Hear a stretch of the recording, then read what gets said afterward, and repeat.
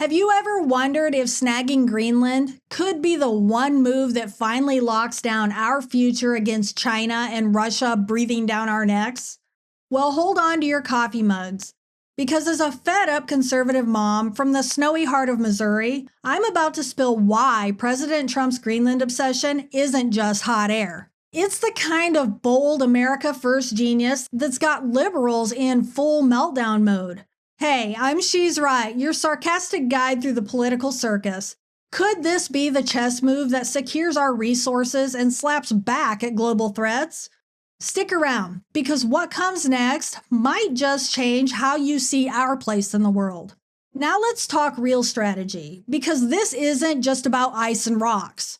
It's about survival in a multipolar world. Greenland's full airbase? It's already ours. But full control means expanding radar, missile defenses, and shipping lanes that could cut off Russian subs or Chinese incursions. With climate change opening new Arctic routes, shorter paths for trade that bypass choke points like the Panama Canal. Whoever owns that turf owns the future. Trump threatens tariffs on French wine, German cars, and Danish butter. It's leverage, baby, and it worked. The framework announcement walked back the immediate hits, but kept the pressure on. Mark Rutte defending Trump in panels? That's a win for NATO unity under American leadership, not the fractured mess Biden left. But imagine if we don't act. China's Belt and Road snags Arctic posts. Russia militarizes the North Pole, and America's left begging for minerals to build our EVs and solar panels. No thank you.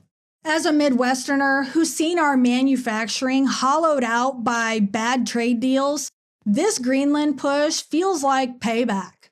Jobs in mining, rare earths, lithium, cobalt, and stuff powering your phone and Tesla could revitalize heartland towns, just like mine.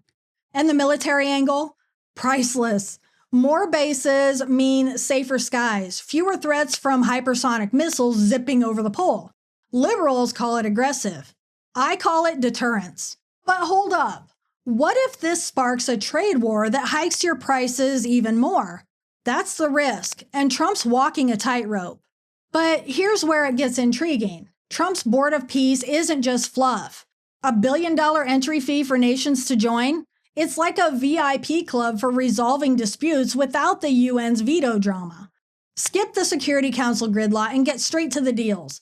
Zelensky on board for Ukraine talks? Proof it's working. From Missouri, where we value straightforward deals over endless committees, this screams common sense.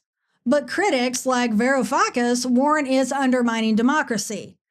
As if the UN's ever been democratic with China and Russia holding vetoes. Eye roll. If you're nodding along, hit that like button. Let's push this video to more patriots who actually get it. Diving deeper into the economics, because as a thrifty mom scraping by on a budget, this hits home. Greenland's untapped wealth, trillions in minerals alone. Rare earths for tech, oil reserves rivaling Alaska's, natural gas to wean us off Middle East dependence. Under Trump's framework, U.S. companies get first dibs. Partnerships with locals, sure. But American oversight means profits flow here, not to Beijing. Imagine lower energy bills, booming exports, and jobs that don't require a fancy degree. In Missouri, where military families like my neighbors rely on stable bases, expanding Thule could mean more contracts, more stability. But liberals, they're too busy virtue signaling about indigenous rights. Valid concerns, yes. But Trump's deal includes consultations, unlike China's no-strings exploitation elsewhere. Oh, and the tariff tango? Brilliant theater. Threaten hikes on EU goods, watch them squirm, then pull back with the framework as a compromise. Europe blinks first, America gains ground. But what if they call the bluff? Prices spike on imports, hurting everyday folks. That's the edge. Trump's betting they won't risk it with their economy still shaky post-COVID. As a conservative who's seen tariffs protect our steel industry before, I'm betting he's right. And the midterm angle? Republicans are nervous, polls are dipping. If this deal lands big wins, it could flip the script. Voters care about wallets, not wonky foreign policy. Share your take. Would you pay a bit more short-term for long-term security? I read every single comment, so let's debate it. The backlash is ramping up, and it's deliciously predictable. European Commission defending independence. Denmark's Prime Minister calling it not for sale, but quietly negotiating behind the scenes. Trump's walking it back on tariffs, but the message is clear here. Play ball or pay up.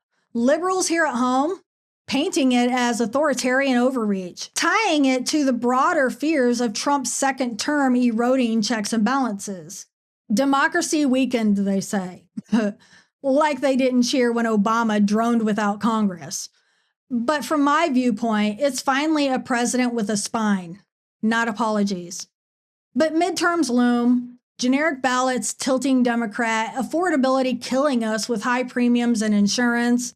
If Greenland distracts from pocketbook fixes, voters might punish Trump's approval dipping in some polls. He's suing over negative ones. Classic. And here's the twist. This could unify conservatives. Rally around America first, expose globalist elites, but if it flops, the blame game ensues. As a mom worried about my kids' future, I want results, not rhetoric. Trump's Zelensky deal shows he can deliver. Peace talks advancing, and aid tied to outcomes. Why not apply that to Greenland? Force Europe to contribute more to NATO. Share the Arctic burden. Liberals whine about isolationism, but this is engagement on our terms. Intrigued? Subscribe now. The next video's on why affordability trumps everything. Pun intended. So what does this all mean for you and me, and everyday Americans who are grinding it out? As a conservative Midwestern mom, it boils down to security and prosperity without the endless giveaways. Greenland under U.S. influence means cheaper gadgets, stronger military, and energy independence that keeps gas under $3 a gallon. Remember those Biden spikes? No more begging OPEC or dealing with green mandates that kill coal jobs here in Missouri. Families win, safer world for our troops, booming economy for our kids. Liberals focus on environmental risks. Sure, but Trump's deal promises sustainable mining, unlike unchecked Chinese ops. It's hypocrisy city. And culturally, it reaffirms American exceptionalism. We're not conquerors, we're protectors. Board of Peace could resolve hotspots like Ukraine without our blood and treasure. From where I live, near Fort Leonard Wood, I see the human cost of weak policies. This push changes that. But if Europe drags, tariffs hit, wine prices up, but hey, more reason to buy American. Win-win. You tell me in the comments, is Greenland worth the fight? Think about the ripple effects. Arctic routes open, trade booms, China checked. Trump's Davos masterclass, meeting leaders, sealing deals, leaving elites stunned. Varoufakis calls it a threat. I call it leadership. As midterms heat up, this could be the narrative Republicans need. Bold action over Biden's dithering. Polls show voters prioritize economy, but security ties in. Safe homes mean prosperous ones. If you're fired up, like and share. Let's get this to 1 million views. Globally, it sends shockwaves. Allies rethinking freeloads, rivals pausing aggression. Russia's Arctic buildup? Countered. China's influence? Curbed. Trump's framework isn't isolation. It's smart power. Zelensky gains from trilateral talks and Europe steps up. But there are risks, of course. Trade tensions escalate, hurting exporters. As a mom teaching my kids self-reliance, this models it nationally. Liberals' democratic order mantra? Code for status quo where Americans pay, everyone else plays. And the Board of Peace? Revolutionary. $billion fee weeds out moochers, focuses on real resolutions. The UN's veto paralysis? Bypassed. Trump's Abu Dhabi push for Ukraine? Genius venue. Neutral ground. And if Greenland follows, Arctic Peace Pact next? It's mind-blowing, but hold your breath. Midterms could derail if affordability tanks. Challenges loom: Denmark's resistance, indigenous pushbacks, and environmental lawsuits. Trump suing polls, distracting? Maybe, but fights fake news. As conservatives, we back truth. Economic shifts? Short-term pain for long-term gain. In Missouri, we endure winters.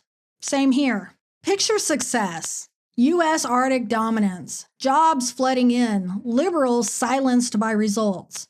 That's the dream. If not, back to the drawing board. But Trump's track record? Yeah, I'm betting on him. In small towns like mine, this resonates. Military families want security. Farmers want markets. Greenland could mean both. Your stories? Share them below. How's this hitting home? Policies: this framework includes shared governance and resource rights. The tariffs act as the stick and deals as the carrot. NATO's rut on board means alliance is strengthened. But liberals, they just ignore that. And the Ukraine angles security pacts and recovery funds, Trump delivering where others failed. Greenland ties in and global strategy is unified. In the end, Trump's Greenland push isn't madness, it's foresight. America first means securing tomorrow, today. Liberal meltdown? Well, that's predictable. We win by staying bold. I'll see you next time. Bye.